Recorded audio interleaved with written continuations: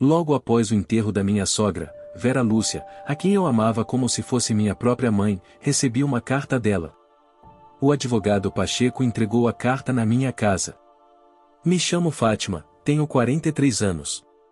A carta começava com a frase: o fato de você ter recebido esta carta significa que provavelmente já não estou mais neste mundo, e temo que você esteja chorando. As lágrimas vieram lentamente ao ver a letra familiar de Vera Lúcia. Meu sogro, Osmar, faleceu jovem, muito antes de eu e meu marido, Roberto, nos casarmos. Parece que meus sogros não têm parentes próximos, e nós quase não temos família extensa. Roberto e eu não tivemos filhos. Então, Vera Lúcia, Roberto e eu vivemos juntos, modestamente, mas felizes. Vera Lúcia e eu éramos especialmente próximas, a ponto de Roberto dizer que parecia que nós duas éramos mãe e filha de verdade, e ele o genro. Depois que Roberto faleceu de câncer no ano passado, Vera Lúcia e eu ficamos sozinhas. Então, Vera Lúcia morreu repentinamente em um acidente de carro e nunca mais voltou. O acidente foi inexplicável. De alguma forma, Vera Lúcia foi atingida por um carro que saía de uma entrada de outra cidade, sem qualquer ligação próxima com a nossa, quando desmaiou. A polícia estava investigando tanto o incidente quanto o acidente, mas não encontrou a bolsa que ela supostamente carregava. Fui questionada pela polícia sobre a situação, mas não fazia ideia do que estava acontecendo e estava muito abalada para responder adequadamente. Não consigo entender meus sentimentos sobre a perda do meu marido, Roberto. No caso dele, teve um ano para lutar contra a doença, e cuidamos dele da melhor maneira possível, com Vera Lúcia sempre presente. Assim, conseguimos lembrar de Roberto até cansar. Tínhamos prometido que superaríamos juntas o luto e continuaríamos vivendo em harmonia. Me ocupava com os afazeres, como os funerais e trâmites governamentais, mas de repente me sentia sozinha. Minha família também é uma família com histórico de câncer, meus pais já faleceram. Tenho um irmão mais velho, mas ele mora com sua família no campo distante. Mesmo se eu quisesse conversar com amigos da escola, todos eles estão ocupados criando seus filhos, então é difícil falar com eles. Enquanto pensava no que fazer, recebi uma ligação de um homem que se dizia ser advogado. Pelo tom de voz, diria que tinha mais ou menos a mesma idade que Vera Lúcia, uns 70 anos. Ele se desculpou por ter demorado para saber da morte de Vera Lúcia e disse que queria se encontrar comigo o mais rápido possível para me entregar algo, uma carta de Vera Lúcia. Nunca soube que Vera Lúcia tinha contatos com um advogado, e uma carta de alguém falecido não fazia sentido para mim. Pensei que fosse algum tipo de golpe, mas decidi consultar meu advogado.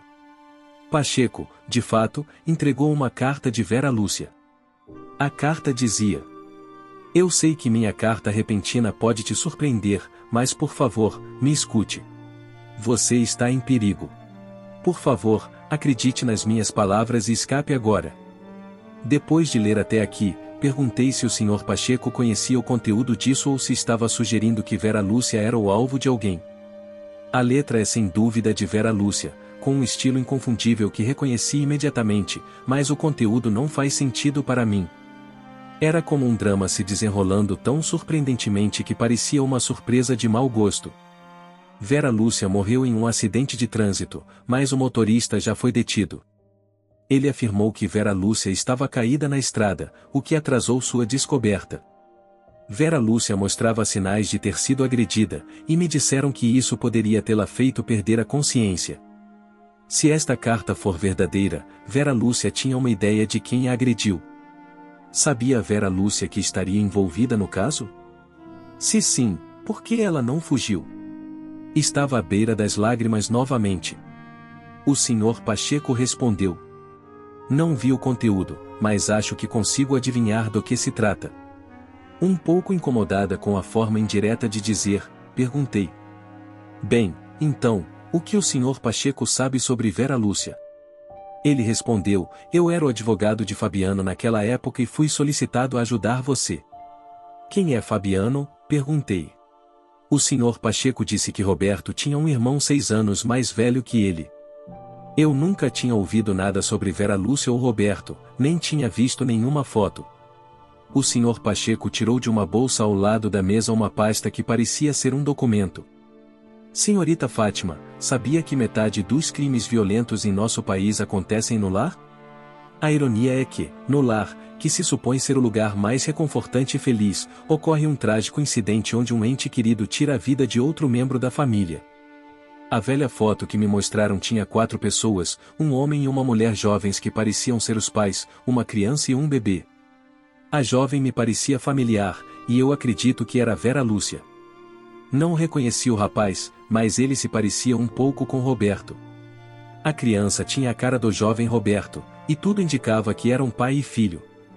Parecia ter sido tirada quando estavam indo para o mar se divertir, com um grande barco ao fundo no porto. Todos estavam sorrindo felizes. A criança no flutuador é Fabiano. Depois de me dizer isso, o Sr. Pacheco olhou para o rapaz, irmão de Roberto que eu não conhecia. Esta foto era muito feliz, mas meu coração doía, pensando no que diabos tinha acontecido. Me perguntei se ser advogado defensor significava que Fabiano tinha algum caso. Será que foi Fabiano quem machucou Vera Lúcia? Esta deve ter sido mais uma história de pelo menos 15 anos antes de eu e Roberto nos casarmos, e mais de 17 ou 18 anos se eu incluir o tempo em que saímos juntos.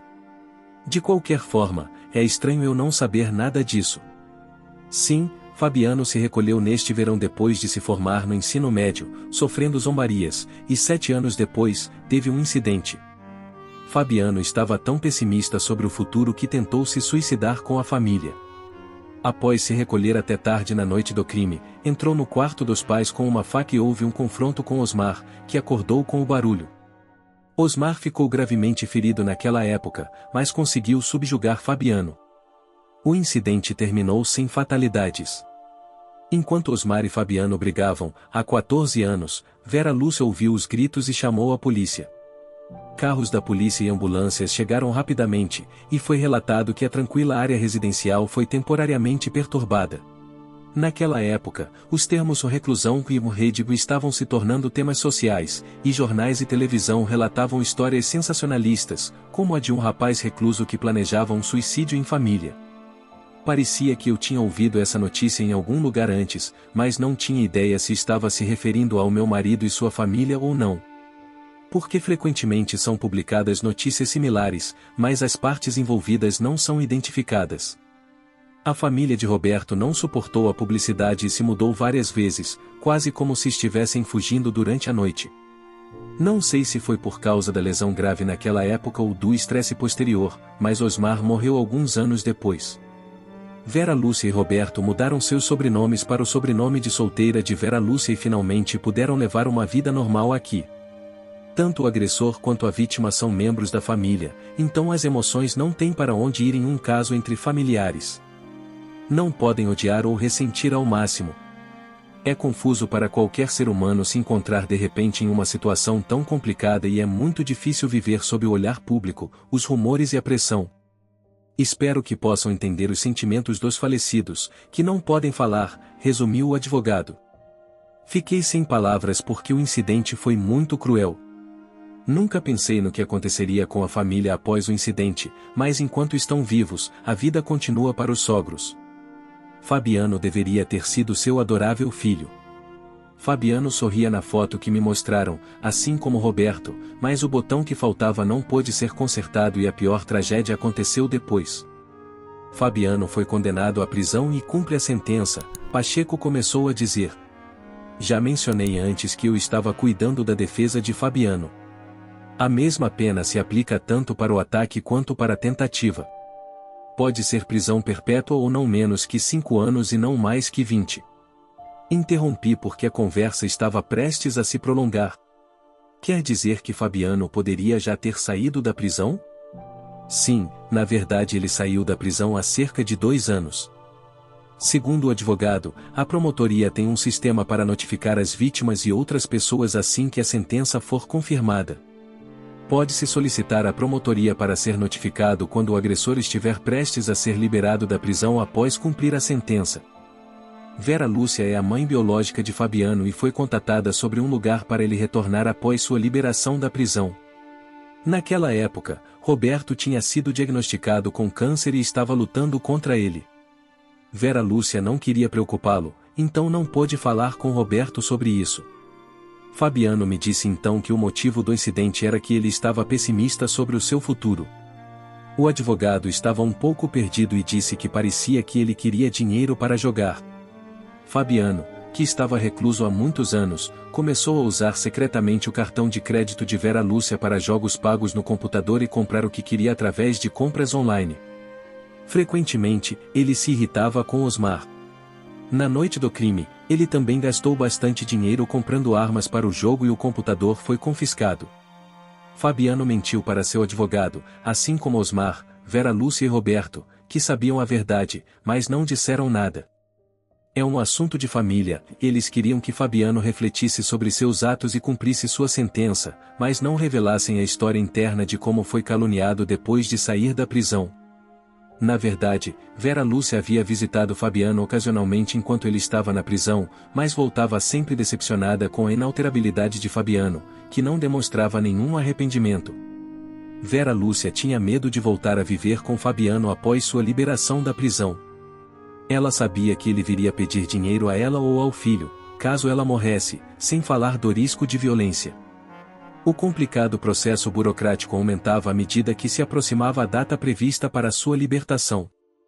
Ela também tinha que decidir onde viveria, então, angustiada, decidiu consultar um advogado que a conhecia e pediu que cuidasse dos trâmites e outros assuntos em seu nome.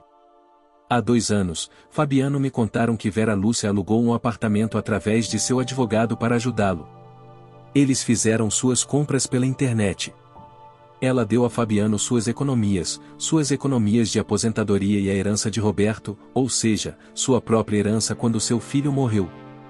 Fabiano se reclusou novamente após ser libertado e não trabalhou.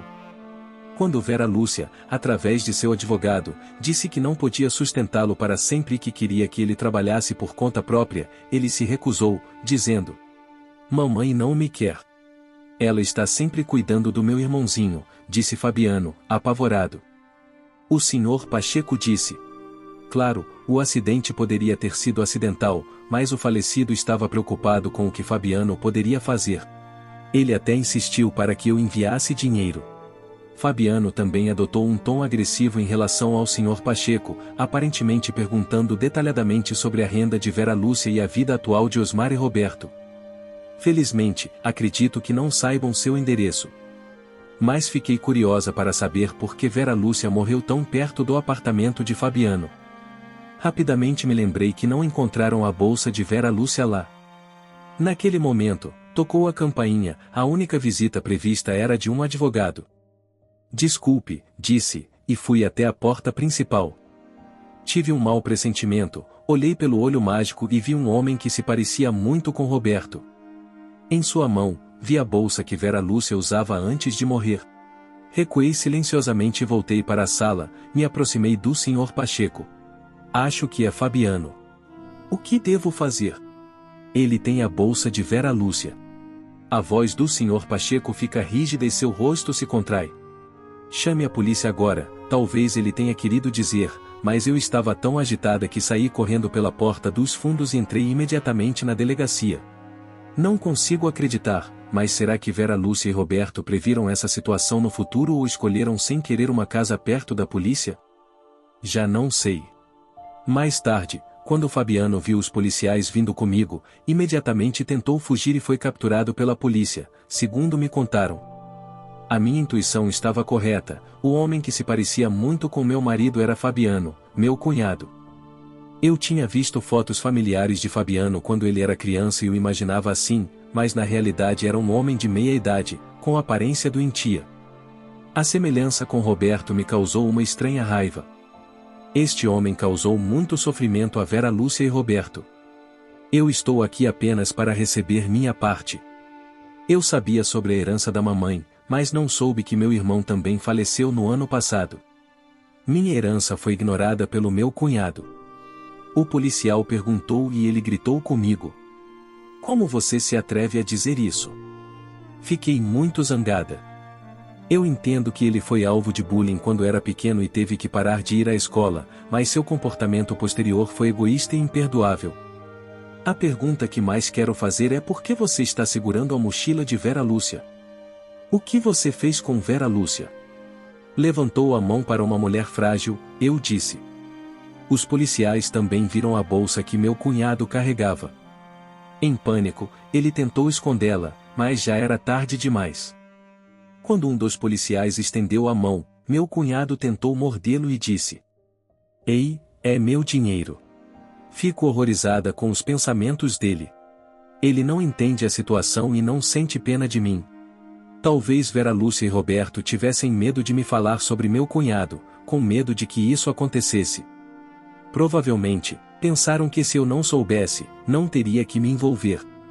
A senhorita Fátima não tem essa retidão, interveio o senhor Pacheco. Mas eu não acreditava que a lei funcionaria com esse cunhado. Afinal, ele é uma pessoa invencível, sem nada a perder. Suponho que Vera Lúcia nunca quis que eu o visse porque é uma pessoa assim. Me pergunto o quanto foi difícil para eles. Ainda não terminei de ler tudo, mas Vera Lúcia me deixou uma carta expressando sua preocupação comigo, sabendo que minha vida estava em perigo. O sofrimento e a tristeza dela são dolorosos. Não posso deixar de me perguntar quanto mal você fez a Vera Lúcia e a Roberto. Nunca permitirei isso. Você será levado à justiça, eu disse a ele. A causa direta foi ela ter sido atropelada por um carro, porém ele a deixou inconsciente na estrada. Não é uma pessoa que deva ficar solta no mundo. Prometi a mim mesma que o devolveria à prisão a qualquer custo. Quando ele me viu, o senhor Pacheco se aproximou e disse: Eu te ajudarei. Fabiano foi levado diretamente pela polícia. O sangue na bolsa de Vera Lúcia e as evidências circunstanciais identificaram o culpado como meu cunhado, que foi enviado de volta para a prisão. Voltei para casa com o senhor Pacheco e li a carta de Vera Lúcia até o final. Ela me pedia desculpas e estava cheia de amor. Não pude deixar de chorar, especialmente quando vi o final da frase. A vida ainda é longa, Fátima. Deveria viver mais feliz e livre. A história de hoje chegou ao fim. Não se esqueça de comentar qual lição você tirou dela. Também deixe um like no vídeo, e se inscreva para não perder os próximos vídeos. E se você quer conhecer a história da mulher que viu seu marido a trocar por uma mulher 20 anos mais jovem e jogar um casamento de 50 anos no lixo, clica no vídeo que está aparecendo aí na tela. Te vejo nessa história, grande abraço.